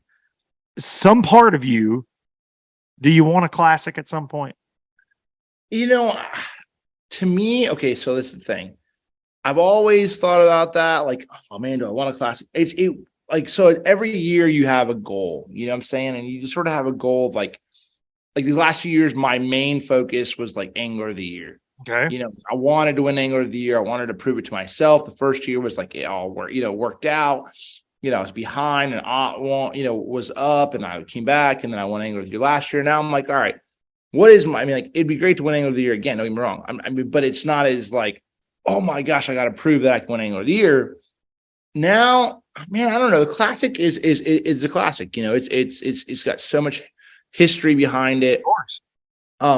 But to me, like, just to me personally, it comes down to like who I'm fishing against. Okay. And so when I'm fishing against Jordan Lee, when I'm fishing against Lucas, when I'm fishing against Ott Defoe, when I'm fishing against Dustin, I feel like I mean, consistently, I'm fishing against some of the top anglers in bass fishing, period. And so, like, that's what, like, when I fished against Ott and I got second in the classic to Ott in Knoxville, that was like, oh man, like, you know, it was his time and everything worked out. But I've never really thought about it because to me, it's more so about the anglers I'm competing against. Okay. Like, if I'm competing against, like, the title's a title, but to me personally, it's about who I beat. And like with Jordan, like if Jordan's not there, if Lucas is not there, if, you know, those guys, like, they're in the top 5, you know, they've won as much as they've won for a reason. And they've been so consistent over the last couple of years. The reason they're all in the top 5 in Bass Run World rankings is because Michael O'Neill even. Oh yeah. Those guys are the top. They're at the peak of the peak. Those guys are the top of the top consistency wise. And they have been, at least for a while. And so, like, that's, to me, like, can that change? Absolutely. 100%. But to me, like, my thing, and this is something that I want to fish against the best. And I'm fishing against some of the best anglers that bass fishing has to offer. And if that changes, then my mindset might change a little bit too. Okay. Yeah. I just, you know, it's like Tiger Woods winning all the Masters, right? And all the green jacket, gold jacket. Who said that? Happy Gilmore? Green jacket, gold jacket. So it's kind of like that. Just to say you want it all. That's my thing. I'm like, so competitive. I feel like for you, you're like, and I'm not saying you're laying in bed at night going, oh, if only I could win a classic, my life would be complete. I'm just saying, for the mantle, for just the exclamation point on this career where you won. I mean, dude, to me, the All-American is one of the most prestigious titles in this sport. To win it as young as you did, absolutely incredible. Forest Wood Cup, I hate that it doesn't exist anymore. It was such an amazing event. It was. And Red Crest is young. It's still young, but it's getting there. And you're saying, these top anglers are fishing. We had the expo last year. You guys did it in Tulsa. It's gaining traction. It is. I think Charlotte will be big this year. I talked to some folks from MLF this week about it. I think it'll be a really great show.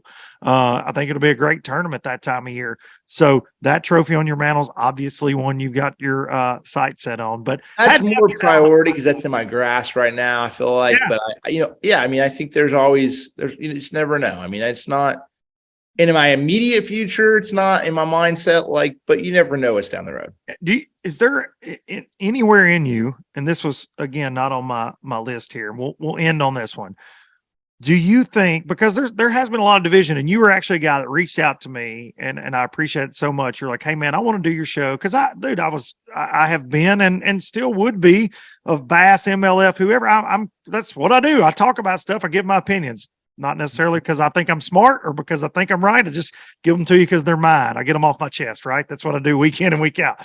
So, I understand. but my thing is this: there's been a lot of division. I feel like the dust is settling, though. Finally, I would agree. It is settling. Everybody's kind of getting in their own worlds, and Bass is fine, and BPT's fine, and things are going okay, right? Do you, any part of you, wish though that you could fish against some of those guys? Could we have this combined at some point? You know what I mean? Like, are there guys you're seeing over there like, damn, I wish I could take a run at Lee Livesey at Lake Fork, or you know what I mean? Like, are there guys on that side that because you've never competed against a lot of those guys?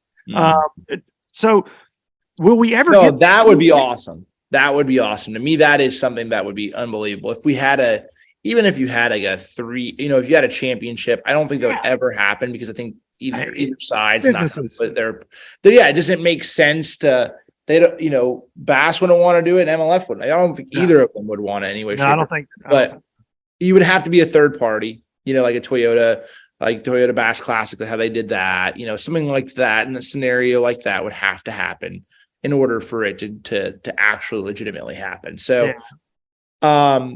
I mean, that would be awesome because I think there's a lot of people, there's a lot of great anglers over there. There's a lot of, you look at Patrick, you look at Lee, you look at obviously Brandon, competing against Brandon for a lot of years over the last few years, and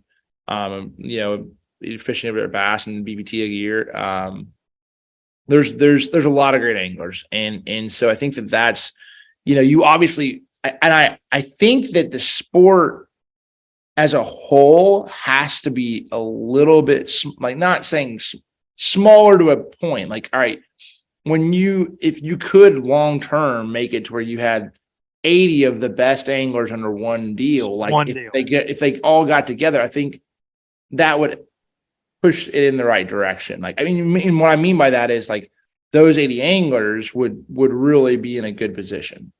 Oh, I agree with that. No, I agree with that. The marketing dollars would be there. The money would be spent with, I don't know if that, I think that's the best or 100 anglers or 150 anglers or whatever it is. I don't know. I'm just saying, I think that it would, because there's a lot of bass fishing. I'm a fan of bass fishing in general. Like I watch NPFL. I've watched Bass Elite events. I watch MLF events when I get done with a lot of the tournaments I'm fishing. I'll go back and watch a lot of the stuff because I just enjoy bass fishing. I've always had. You learn, even though you're Jacob Wheeler, there are nuggets out there. Oh, absolutely. And just, it's interesting to see how someone else dissects a body of water and does something a little bit different than maybe I do, and that's what makes each fisherman different, but yeah, that's the kind of stuff that, like, I long term, I would love to see something to where we all can compete against each other together, which would be, and now that it's like all a 5-fish deal, now it would make a lot of sense. Where every fish counts, it was like sort of tough because you're like, all right, how do you do that? How you pick, but I think it would be cool to do East versus West all-stars. Let's get them together. Let's top 10 in the point standings at the end of the year from BPT, top 10, and then have this like shootout deal. Whoever's watching, you got some Icon boats. You know what? Sponsor it. TH Marine. Let's go. They could do it. Yeah, let's go. There's only a handful of people that could, but you never know. Let's give away a yacht. There you go, like a big giant swing. It's 53. Or just a week on a yacht. I don't know, something. Yeah, you got to do something. Yeah, you make it big. It could happen. I just think that it'd have to be someone, a third party, to be able to do it. It's all business at the end of the day, right? You got these competing entities, and the only thing that suffer the most are the fans, right? And the anglers ultimately, because you guys would damn sure fish against each other and would jump at the opportunity. It's just I think there's a lot of that way. Yeah, I think there's been a lot of divide over it, but I think we're all sort of settled in that, and it's all for the good too. Yeah, I think you look at, just like I thought about this the other day, and I try to like step back. At first, it's like, yeah, man, no bass. Then they were just getting one over on us, and then you're just always just how it is, and you hear this, and grass is always greener, and But one thing that it ultimately did do, like I looked back at the payout when MDJ won, when we were leaving to go to BPT, and I was like, wow, we used to, like, if you got 60, you got like, I think I got 600 tournament, like you got like $14,000 or something like that for sixth place. And I'm like, what? And now you look at the payouts now on both sides, and they're way higher. Mm-hmm. And I'm like, so there were some really good things that came from the divide that allowed to amplify and give the angler more opportunity. And I was like, that is really good. Like that, like right there, if you look at either side, if you look at Bass, you look at MLF, and you look at the payouts, they've gone up and they've made it better. Now, is it what it used to be in 2000? Erwin Jacobs days. Yeah. It was not that, but it's better than it was. And that's something that, like, as anglers, we should always push to elevate the sport. And, I think we've given other anglers, everybody, as a whole, we've done a good job of being able to do that and give everybody the opportunity to make more money. Well, I think what it did too, on a positive side of it, is you gave some guys new platforms. It gave some guys that we haven't seen before. We've got more stars, and not saying these guys would not have risen to the top, so to speak, had the split not happened, but there's only so many spots, right? If it was, that we were doing our thing on the FLW tour and you had the elites, but other than that, you didn't have anything. You didn't have anything that had coverage. And then whenever BPT created another layer, basically in the sport at that upper echelon, it did allow some guys to kind of fill the void when the swap happened. And there are a lot of names that I really don't believe the sport would know now like they do, maybe not as fast as they do or did find out about these people had that not happened. I want it to settle down even more. And I'm anxious to see this year with the 5 fish deal, man. I know it's going to be fun for you guys. It will be. And will be. I'm excited. And we'll probably see you hoist a few of them damn trophies, I'm sure. I'm going to try to reel one in. I'm not so sure I can catch 5 of them suckers anymore, so we're going to find out. Dude, 5, you catch like 500 in them every fish. What are you talking about? You can catch 5. You have a hard time finding just the 5 that you want to like finish your day with. That's going to be your biggest problem. I'm not going to reel that many in. At least I'm going to try not to. I've seen it. It's like, okay, score tracker update. 10th place is Brian Thrift. He's got 16 pounds. All right. I'm just going to give you an update here at the top. Jacob Weir's got 296 pounds. Been a lot of those, dude. It's ridiculous. So I know some boys, they can say what they want to. They were trying to put a governor on your ass. They're sick of it. Jacob Weir, you're the man. I appreciate it. Thanks so much. Congratulations on the 200 show, man. I appreciate you having me on. I really do. Hey, you go kick off the year in that icon down there with a win and an invitational. I'm going to try to reel one in for you. Well, all right. That's all she wrote with the Ding King himself, Mr. Wheeler. Got the sauce right there, presented by the W Sauce, and we appreciate them bringing you all these fine guests that we are having via the video chat these days. We are so sophisticated here at Low Budget Live this year. I'm actually enjoying that more than I used to, the video chat, but we appreciate the folks from the W Sauce making all of this possible. And I appreciate Jacob, man. He is, we were talking earlier before we did the show and just about his schedule and all the things he's fishing this year. And I'm just glad he could carve out some time because that boy goes hard in the paint, whether it's pre-fishing, as we mentioned there, just sponsor work, fishing every event. Man, he fishes at home. He's always on the go, and he's a father. So it was my honor to have him on here. I appreciate each and every one of you tuning in and week out to Low Budget Live, you bunch of low lifers.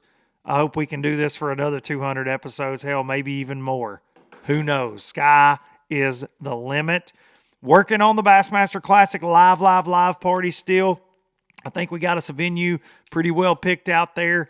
Hoping it all works out. If not, we're going to work on another one. But I got one that I'm talking back and forth with right now. I'll give you all the details on that sooner than later. Hopefully, fingers crossed, and then I hope a lot of y'all are in Knoxville to come party with us because that is going to be a throw down. Thank y'all for everything. We'll take you out with some Biloxi Blues, as always. And I will see y'all next week.